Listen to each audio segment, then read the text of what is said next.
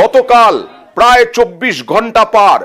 গতকাল দেখিয়েছিলাম ঠিক এই সময় না হলেও আর কিছু পরে রাস্তা থেকে পাকড়াও সন্দীপ ঘোষ, প্রাক্তন অধ্যক্ষ। রাস্তা থেকে পাকড়াও হলেন সন্দীপ ঘোষ। সন্দীপ ঘোষ প্রাক্তন অধ্যক্ষ আরজি করের, তিনি রাস্তায় ছিলেন। হাইকোর্ট বলার পরেও তিনি সিবিআই এর কাছে যাননি। সিবিআই নোটিশ দিয়েছিল, তাও তিনি সিবিআই এর কাছে যাননি এবং তারপরে রাস্তা থেকে পাকড়াও হলেন। রাস্তা থেকে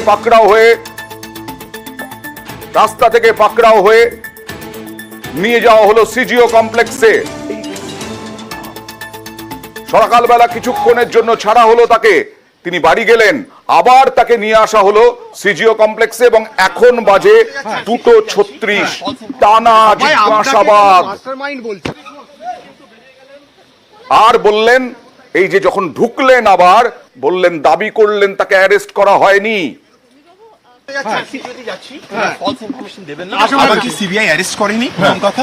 আমরা জিজ্ঞাসাবাদ করেছি, দ্বিতীয় কথা, আর এটা পুরো আন্ডার ইনভেস্টিগেশন আছে, সেজন্য আমি কিছু বলতে পারবো না। আমাকে ওনারা জিজ্ঞাসাবাদ করেছেন এবং খুবই ভালো ব্যাপার। একটা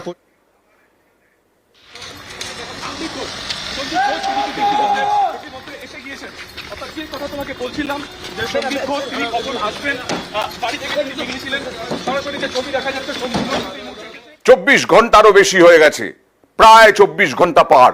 এর আগে আমি দেখেছি অর্পিতা, আমরা দেখলাম অরুণাভ দত্ত চৌধুরী থেকে আরম্ভ করে বিভিন্ন স্বাস্থ্যকর্মী, চিকিৎসক, তাদেরকে জিজ্ঞাসাবাদ করা হলো, কিন্তু এই সন্দীপ ঘোষকে প্রায় 24 ঘন্টা হতে চলল জিজ্ঞাসাবাদ। কি হচ্ছে জিজ্ঞাসাবাদে?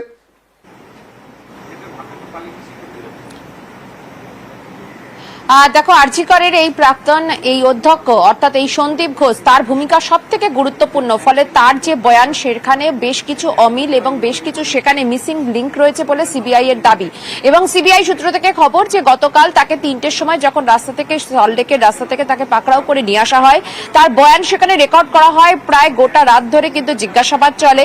সকাল 7:30 অর্থাৎ আজকে সকাল 7:30 নাগাদ তাকে ছাড়া হয়, কারণ তারই অনুরোধে, তার একটি বিশেষ অনুরোধে তিনি বাড়িতে গিয়েছিলেন এবং সিবিআই এর নির্দেশ মতো আবারও তিনি কিন্তু 10:30 থেকে 11টার মধ্যে সিজিও কমপ্লেক্স এসে হাজির হয় সিবিআই দপ্তরে। তারপর থেকে কিন্তু এখন অব্দি টানা সেখানে ম্যারাথন, সেখানে জিজ্ঞাসাবাদ চলছে এবং বেশ কিছু প্রশ্নের উত্তর তিনি এড়িয়ে যাচ্ছেন বলে সিবিআই সূত্র থেকে খবর। কারণ এই যে হাসপাতালের যে গাফিলতি বা হাসপাতালের যে নেগলিজেন্স, শুধুমাত্র তাই নয়, প্রমাণ লোপাট, এই ক্ষেত্রে কিন্তু এই বিষয়টা অত্যন্ত গুরুত্বপূর্ণ। যেখানে নির্যাতিতার সঙ্গে এই ঘটনা ঘটে, সেই ঘটনাস্থলে কোনো সিসি ক্যামেরা নেই। যখন এই ঘটনা ঘটে তারপরে বহুক্ষণ কিন্তু সেটি খোলা অবস্থায় ছিল, ফলে প্রমাণ লোপাটের একটা কিন্তু আশঙ্কা করা হচ্ছে। আর সেই জায়গা থেকে সিবিআই আধিকারিকরা তার কাছ থেকে কিন্তু জানার চেষ্টা করছে যে কেন সেটিকে কোন রকম কোনো সুরক্ষিতভাবে রাখা হয়নি। শুধু তাই নয়, সেখানে এই ঘটনা ঘটার পর হাসপাতাল কর্তৃপক্ষ তার পরিবারকে জানালো যে তাদের মেয়ে নাকি সুইসাইড করেছে। এমনকি তারা কোনো লিখিত অভিযোগ কিছু দিলেন না। কেন? তাহলে কি কোথাও গিয়ে একটা ধামাচাপা দেওয়ার চেষ্টা চলছিল? তারই সঙ্গে উল্লেখযোগ্য যে ময়নাতদন্তের যে রিপোর্ট, সেই রিপোর্টও কিন্তু কোথাও ধোঁয়াশা রয়েছে সিবিআই আধিকারিকদের, সেরকমটাই মত। সেই কারণেই 3 জন চিকিৎসককে কিছুদিন আগেই ময়নাতদন্তকারী চিকিৎসককে তলব করে তারা জিজ্ঞাসাবাদ করে। তাদের যে বয়ান, সেখান থেকেও কিন্তু এই সন্দীপ ঘোষের যে বয়ান কোথাও গিয়ে কিন্তু ফারাক হচ্ছে। অর্থাৎ এই ময়নাতদন্তের রিপোর্ট, যেটা খুবই গুরুত্বপূর্ণ এই তদন্তের ক্ষেত্রে, সেখানেও বেশ কিছু কিন্তু ফারাক রয়েছে। ফলে সন্দীপ ঘোষ এখনো অবধি কিন্তু জিজ্ঞাসাবাদের সম্মুখীন। আরেকজনের বিষয়ে জানতে চাইবো, যিনি প্রাক্তন সুপার সঞ্জয় বশিষ্ঠ।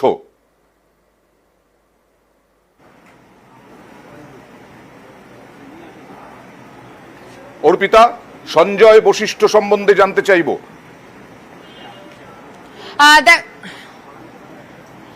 দেখো, তোমাকে জানাই যে সঞ্জয় বশিষ্ঠ, তাকে কিন্তু গতকাল পর্যন্ত 2বার তাকে তলব করা হয়েছিল এবং অরুণাভ দত্ত চৌধুরী, যিনি কিনা চেস বিভাগের যিনি প্রধান, তাকেও কিন্তু 2বার তলব করা হয়েছিল। তারা গতকালকেই তারা কিন্তু এসেছিলেন এবং তার আগের দিন এসেছিলেন, তাদের বয়ান রেকর্ড করা হয়েছে। তবে আজকে তাদেরকে তলব করার হয়নি নতুন করে। ফলে এই যে তাদের যে বয়ান, সেই বয়ানের সঙ্গে কিন্তু এই প্রাক্তন যিনি কিনা অধ্যক্ষ, তার বয়ান মিলিয়ে দেখা হবে। এই প্রাক্তন অধ্যক্ষ অর্থাৎ সন্দীপ ঘোষ, এই প্রাক্তন অধ্যক্ষকে কিভাবে ধরা হলো? কিছুক্ষণ আগেই দেখাচ্ছিলাম ছবি, পাকড়াও করা হলো একেবারে রাস্তা থেকে। কিভাবে ধরা হলো দেখুন।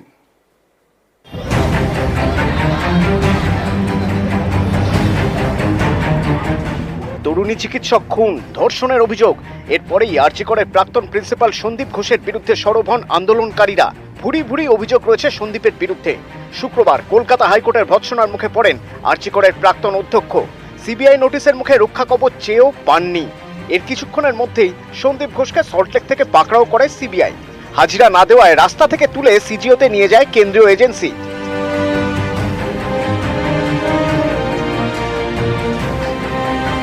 সিবিআই আধিকারিকরা তাকে রাস্তা থেকে তাকে পাকড়াও করে তাকে নিয়ে এলেন কেন?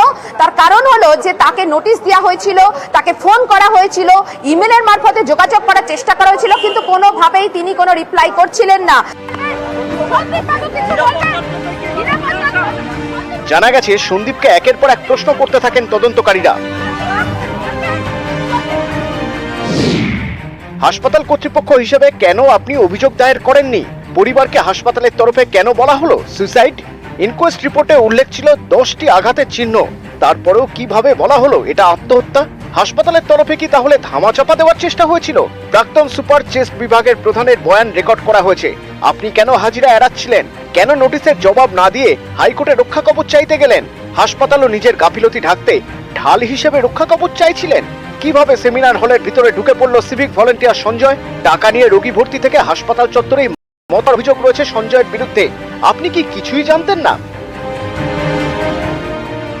বৃহস্পতিবারের পরে শুক্রবারও সিজিওতে তলব করা হয়েছিল আরজি করের অপসারিত সুপার সঞ্জয় বশিষ্ঠ এবং চেস্ট মেডিসিন বিভাগের প্রধান অরুণাভ দত্ত চৌধুরীকে। বৃহস্পতিবার সিবিআই এর জিজ্ঞাসাবাদের মুখে পড়েন আরজি করের ফরেন্সিক মেডিসিন বিভাগের অধ্যাপক রীনা দাসও। তরুণী চিকিৎসকের দেহের পোস্টমর্টেম করেছিলেন তিনি। তদন্তের স্বার্থে যা দরকার তাই জিজ্ঞাসা করা হয়েছে। প্লিজ আমি কিছু বলবো না, প্লিজ।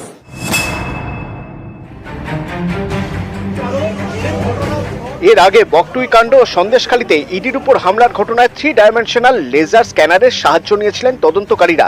এবার আরজি করে তরুণী চিকিৎসক খুন ধর্ষণের ঘটনার পর্দা ফাঁসে একই প্রযুক্তির সাহায্য নিচ্ছে সিবিআই। যে এলাকায় অপরাধ সংগঠিত হয়েছে সেখানকার খুঁটিনাটি বিষয় খতিয়ে দেখতে ব্যবহার করা হয় এই লেজার স্ক্যানার। অপরাধের জায়গার 360 ডিগ্রি ছবি পাওয়া যায়। অপরাধীদের আসা যাওয়ার সম্ভাব্য পথ সম্পর্কে ধারণা করা যায়। তথ্য প্রমাণ মেলানোর জন্য বারবার ঘটনাস্থলে যেতে হয় না। নিউজ 18 বাংলা। আর আজকে এই নিহত তরুণী চিকিৎসক এবং তার বয়ফ্রেন্ডের কমন ফ্রেন্ডদের ডাকা হয়েছিল। নিহত তরুণী চিকিৎসকের বন্ধুরা সিজিওতে হাজিরা দিলেন, তাদেরকে জিজ্ঞাসাবাদ করা হলো কি জানার জন্য আজকে এই রকম তলব। কথা বলবো প্রতিনিধি অর্পিতার সঙ্গে। অর্পিতা,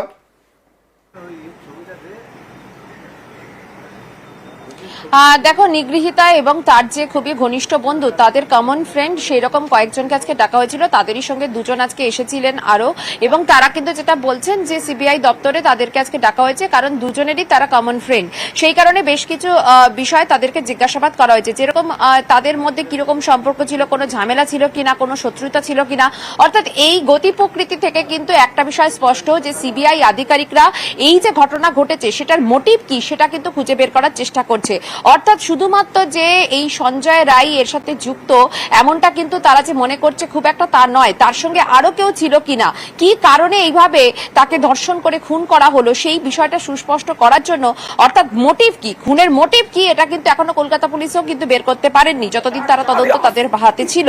ফলে এই খুনের মোটিভ কি বা এই ধর্ষণ করেছে খুন সেই বিষয়টা কিন্তু তারা বের করার তারা চেষ্টা করছে। সেই কারণে এই বন্ধুদের বয়ান তারা নিচ্ছে, যেখানে কিনা দুজনের সম্পর্কের কোনো সিচুয়েশনে কোনো রকম কোনো কিছু সেখানে এমন কোনো কিছু ঘটনা ছিল কিনা যেটার এফেক্ট হিসাবে কেউ এইটার মধ্যে জড়িত কিনা পিছন থেকে দেখছে সিবিআই। বন্ধুরা কি বলছেন দেখি। আমরা ডাক্তারই নই, আমরা বন্ধু হতাম। কার বন্ধু? আমরা দুজনেরই বন্ধু, মানে কমন ফ্রেন্ড। আচ্ছা, কি জিজ্ঞাসা করলো আজকে? আমাদেরকে কিছু জিজ্ঞাসা করেনি। আমরা ওখানটায় আমার বন্ধুকে ডাকা হয়েছিল, তার সঙ্গে এসেছিলাম। আর আমাদেরকে এখন অফিসাররা বললেন আপনার যেহেতু ওনাকে ডাকা হয়েছে উনি ভেতরে থাকবেন, আমরা বাইরে ওয়েট করবো। এবার চলে যাব আরজি করে, কারণ আরজি করে আজকে ফের সিবিআই এবং টালা থানার পুলিশ। একদিকে সিবিআই, অন্যদিকে টালা থানার পুলিশ। আরজি করে সিবিআই, অন্যদিকে টালা থানার পুলিশ। কথা বলবো প্রতিনিধি দেবাশিসের সঙ্গে।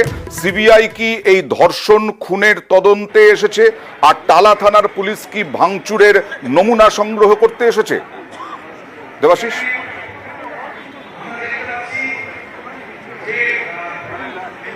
অবশ্যই দেখো এই মুহূর্তে আমরা আরজি করে যে এমার্জেন্সি বিভাগ সেই বিভাগের সামনে যারা ইতিমধ্যেই আমরা জানি যে দুপুরের কিছু পরেই সেখানে উপস্থিত ছিলেন সিবিআই এর দুই আধিকারিক যারা তদন্ত করছেন সেই আধিকারিক তারা এখনো ভিতরে রয়েছেন কয়েক ঘন্টা অতিক্রান্ত হওয়ার পরেও। কিন্তু তারই মধ্যে দেখা গেল একটা অন্য ছবি, সেখানে দেখা গেল টালা থানার পুলিশ পিডব্লিউডির কিছু আধিকারিক বা কর্মীদের নিয়ে আসে এবং এই এমার্জেন্সির ভিতরে যেখানে 14 তারিখ রাত্রিবেলা ভাঙচুরের ঘটনা ঘটেছিল সেই ঘটনায় যে বোর্ড সাইন বোর্ড থেকে যে হাসপাতালের সামগ্রী ভাঙচুর হয়েছিল সেই সামগ্রী সাইন বোর্ড তারা কিন্তু সংগ্রহ করে নিয়ে গেল।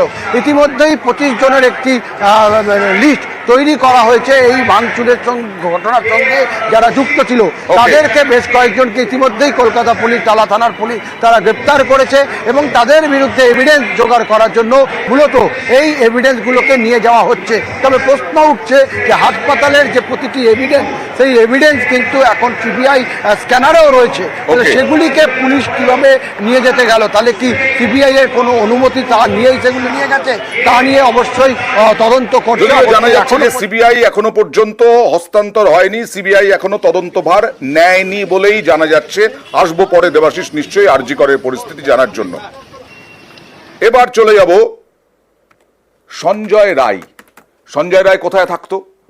4th ব্যাটালিয়ন, বিধাননগর 4th ব্যাটালিয়নের বারাকে কেন থাকতো এই নিয়ে প্রশ্ন উঠেছে। কারণ সঞ্জয় রায়ের থাকার কথা নয়, ওটাকেই ডেরা বানিয়ে ফেলেছিল এই সঞ্জয় রায়। সেই সঞ্জয় রায়ের বিরুদ্ধে বেশ কিছু নমুনা আছে কিনা, কি আছে তথ্য সংগ্রহ করতে এবার সিবিআই গেল। সরাসরি চলে যাব প্রতিনিধি সান্নিকের কাছে। সান্নিক, কতদিন ধরে এই ডেরায় থাকতো এই সঞ্জয় রায়? কি অভিযোগ ছিল তার বিরুদ্ধে? কিভাবে থাকতে পারে সঞ্জয় রায়? প্রশ্ন উঠেছিল। এবার সিবিআই কি জানতে চায়?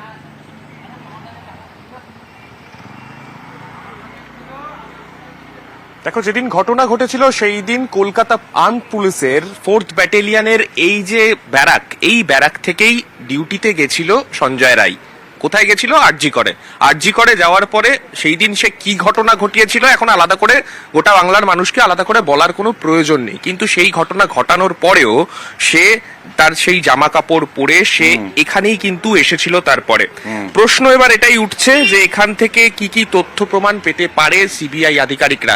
কিন্তু তোমাকে জানিয়ে রাখবো, এর আগেই কলকাতা পুলিশ যখন তদন্তে নেমেছিল, কলকাতা আর্মড পুলিশের এই 4th ব্যাটালিয়নের ব্যারাকে তারা এসে তাদের ফরেন্সিক টিম এসে এখান থেকে জামা জুতো এগুলো কিন্তু সংগ্রহ করে নিয়ে গেছে। এবার সেদিন এখানে ঠিক কি ঘটেছিল, কতক্ষণ তারা এখানে, কতক্ষণ সেই সঞ্জয় রায় এখানে ছিল, এই সমস্ত বিষয় আরো বিস্তারিত তথ্যের জন্য এবার সিবিআই আধিকারিকরা তারা এখানে এসেছেন। যে প্রশ্নটা তুমি প্রথমেই করছিলে যে কলকাতা পুলিশের একজন civic volunteer Sanjay Roy Kolkata armed পুলিশের এই ব্যারাকে, 4th ব্যাটালিয়নের জন্য নির্ধারিত এই ব্যারাক, সেই ব্যারাকে থাকতো কিভাবে? সিভিক ভলেন্টিয়ার হিসেবে তো তার জন্য এই ব্যারাক অ্যালটেড হওয়ার কথাই নয়, তাহলেও সে থাকতো কিভাবে, কার প্রশ্রয়? এই সমস্ত বিষয় কিন্তু তদন্তের আওতায় আসছে। তাই এই সমস্ত বিষয় বিস্তারিত তদন্ত করে দেখবেন সিবিআই আধিকারিকরা এবং তারা কিন্তু দীর্ঘক্ষণ এখন এখানেই তদন্ত চালাচ্ছেন। ওকে, এই মুহূর্তের একটা বড় খবর, এই মুহূর্তের একটা বড় খবর। হাসপাতালে সেই দিন ভাঙচুর 15ই আগস্ট মধ্যরাতে। ডিওয়াইএফআই এর পতাকা কেন ছিল এই প্রশ্ন উঠেছিল অরাজনৈতিক মিছিলে। পুলিশের তলব, লালবাজারে তলব, এসএফআই ডিওয়াইএফআই কর্মীদের, মীনাক্ষী সহ 7 এসএফআই ডিওয়াইএফআই নেতা কর্মীকে তলব। কথা বলবো প্রতিনিধি অমিতের সঙ্গে। অমিত, কি অভিযোগ রয়েছে যে এদেরকে তলব করা হলো? 14 আগস্ট আরজি করের গেটে এবং ভেতরে তাণ্ডবের ঘটনা ঘটে। সেই জায়গায় গেটের যখন ভাঙচুর চলছে তারই মাঝে ডিওয়াইএফআই কিন্তু ফ্ল্যাগ লক্ষ্য করা গিয়েছিল এবং সেই ফুটেজও কিন্তু সামনে এসছে। এই কাণ্ডের জেরে, ভাঙচুরের কাণ্ডের জেরে ডিওয়াইএফআই এর রাজ্য সম্পাদক মীনাক্ষী মুখোপাধ্যায় সহ এবং ডিওয়াইএফআই এসএফআই এর 7 জনকে তলব করা হয়েছে লালবাজারে। তাদের জিজ্ঞাসাবাদ করা হবে এমনটাই পুলিশ খবর। আগামী 3 দিনের মধ্যে তাদেরকে লালবাজারে হাজিরা দিতে হবে, এই মর্মে কিন্তু নোটিশ পাস করা হয়েছে কলকাতা পুলিশের তরফে, এমনটাই লালবাজার সূত্রে জানা যাচ্ছে। সেক্ষেত্রে সেদিন যে ভাঙচুরের ঘটনা ঘটে এবং শুধুমাত্র গেটে নয়, গেটের ভেতরে আন্দোলনকারীদের মঞ্চ ভাঙচুর করা হয়, ইমার্জেন্সি বিভাগে ভাঙচুর করা হয়, হাসপাতালের ভেতরে কিন্তু ভাঙচুর চলে, পুলিশের গাড়ি ভাঙচুর হয়, পুলিশ বের হয়। সেক্ষেত্রে যারা হামলা চালিয়েছিলেন তাদের চিহ্নিতকরণের কাজ ইতিমধ্যেই চলছে। প্রায় 25 জনের বেশি গ্রেপ্তার করা হয়েছে। এবার ডিওয়াইএফআই এসএফআই এর নেতা নেত্রীকে তলব করা হলো পুলিশের তরফে। বেশ, আর এই দিন রাতে আরজি করে তাণ্ডবে পুলিশের সামনেই হাসপাতালে ঢুকে ভাঙচুর, সম্পত্তি নষ্ট, পুলিশকে ইট পাটকেল, আক্রান্ত উর্দিধারীদের উর্দি পুড়িয়ে দেওয়া হয়েছিল। ব্যর্থতা স্বীকার কলকাতা পুলিশ কমিশনারের। হামলাকারীদের অনেকেই এখন পুলিশের জালে, দেখুন কেউ কেউ এলাকা ছাড়া।